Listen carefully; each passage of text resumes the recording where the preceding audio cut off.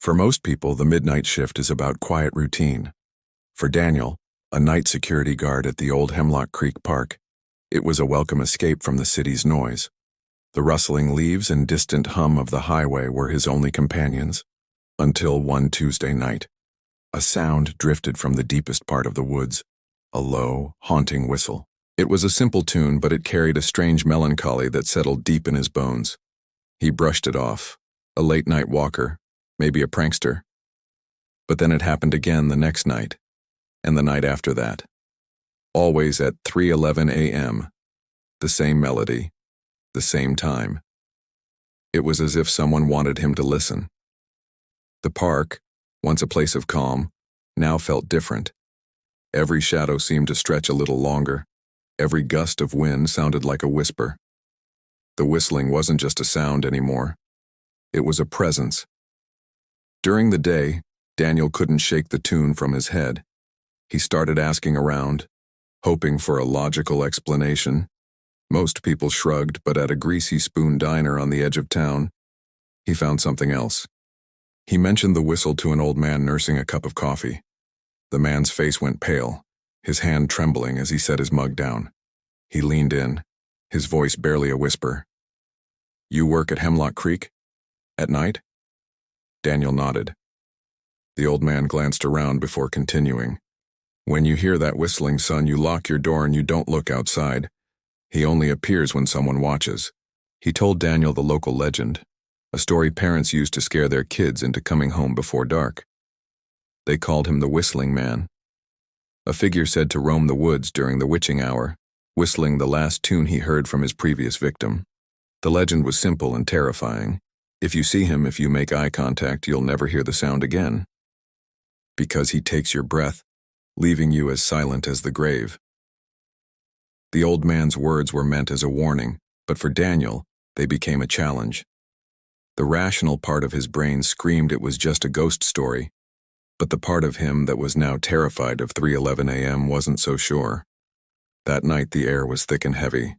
Daniel sat in his guard station, the clock on the wall ticking with agonizing slowness. 3:10. His heart hammered against his ribs. He told himself not to look, to just ride it out. But curiosity is a powerful, dangerous thing. 3:11. The whistle began, closer this time, clearer. It seemed to be coming from just beyond the tree line. Daniel couldn't resist. He pulled out his phone, his thumb hovering over the record button. He had to know if he was going crazy. He recorded about 30 seconds of the eerie melody before his nerve broke and he stopped. His hand shook as he played it back. The whistle was there just as he'd heard it, but underneath it, almost imperceptible, was another sound, a slow, raspy breath like air being pulled through a dry throat. It wasn't his breathing. It was on the recording. A cold dread washed over him. He felt it then, a palpable sense of being watched. He scanned the perimeter with his flashlight, the beam cutting nervously through the dark. And then he saw it, by the old oak tree at the edge of the clearing, a silhouette, tall, thin, wearing what looked like a wide-brimmed hat. It was unnaturally still, not swaying with the wind, not shifting its weight, just standing, frozen. He wasn't moving, but the sound, the whistling, was getting closer. It was as if the sound was detaching from its source, creeping toward him on its own. Panic seized him. Daniel scrambled back inside the tiny guard station, fumbling with the lock. The door clicked shut just as the whistling stopped. The sudden silence was somehow more terrifying than the noise. Then, a soft knock on the window. Tap, tap, tap. His blood ran cold. He forced himself to look, shining his flashlight beam at the glass. There was nothing there. Just the dark woods staring back, and a faint, foggy handprint, slowly fading from the cold pane of glass. Daniel didn't even wait for his shift to end. He packed his few belongings, left the keys on the desk, and walked out of that park without looking back. He called his supervisor at dawn and quit, giving no real explanation. He thought it was over. He spent the day in his small apartment, the city noise a comforting blanket.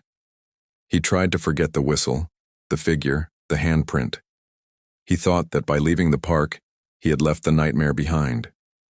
That night, he lay in bed, staring at the ceiling, forcing himself to relax. But sleep wouldn't come. Just after 3 a.m., he heard it. Faint, distant, but unmistakable. The same melody, echoing up from the street below. His heart stopped.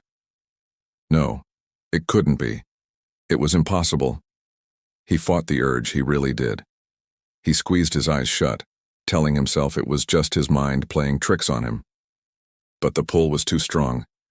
He crept to his window, his body trembling. He peered down at the street, 3 stories below. And there he was, standing directly under a flickering streetlight. A tall man in a long coat, wearing a wide-brimmed hat that shadowed his face. As Daniel stared, frozen in horror, the figure slowly lifted its head. The face was pale, impossibly white in the orange glow of the lamp. The man stopped whistling, and then he smiled. A wide, slow smile that stretched too far. The next day, neighbors complained about a strange whistling sound that went on for hours and then abruptly stopped. The police were called to do a welfare check on Daniel's apartment. They found it empty. The window was wide open, the curtains fluttering in the breeze. The only thing left behind was his phone, lying on the floor, still on its recording screen. When they played the last file, all they heard was a single long note of whistling that held for an impossibly long time, before slowly, eerily, fading into complete and utter silence. Never listen twice.